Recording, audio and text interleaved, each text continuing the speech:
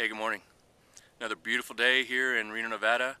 I want to continue a conversation I've been having about attribution, which are explanations, for our purposes, explanations for behavior. Behavior we observe in ourselves, behavior we observe in others.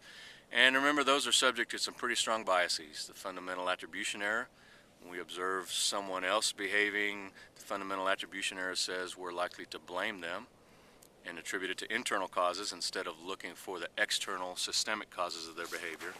And the self-serving bias, when we look at our own behavior, we have a tendency to want to put ourselves in the best light. So when things are going right, we're going to say that it's something about us, and when things are not going right, we're going to be looking for things outside of ourselves. Now, when problems occur in organizations, you and I both know that oftentimes managers and employees are pointing the finger back and forth at each other.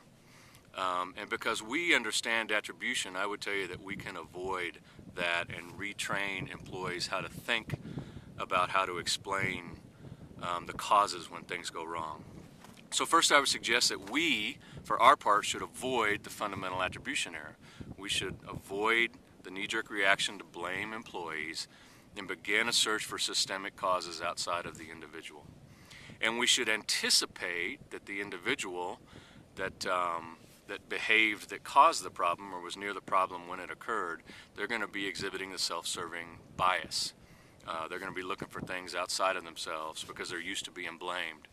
And you should anticipate that one of the biggest things they're going to look for to blame is you. And if you know they're going to look to blame you, I would say go there first. Look at yourself and ask yourself, was there something that I did that contributed to this? Was there something that I could have done that would have avoided this problem occurring? The things that you control, training, staffing, equipment, policy, procedures, whatever it might be, was it something under your control that could at least partially explain the behavior or the problem that popped up? If you can find it, take care of it and solve it, and you'll have effect outside of just that problem that happened to occur in that employee on that day. The other thing you're going to do is you're going to retrain your employees. You're going to teach them that you are fair, that you're not quick to blame, that you are slow to blame, you're going to look for systemic causes, and you're not afraid to look at yourself and see how you might have contributed to the problem.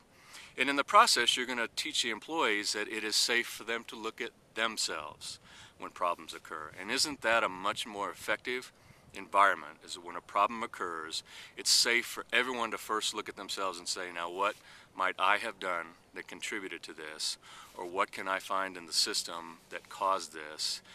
And no one's trying to blame someone or pass off the buck. They're really just trying to solve the problem effectively. But you control that. You have to model that with how you manage the attribution process. And you have to train your employees a new way to think about finding the causes for problems and behavior when they occur. All right. So hope you found that helpful. And I hope it's as beautiful where you are as it is today here in Reno, Nevada. Have a great day.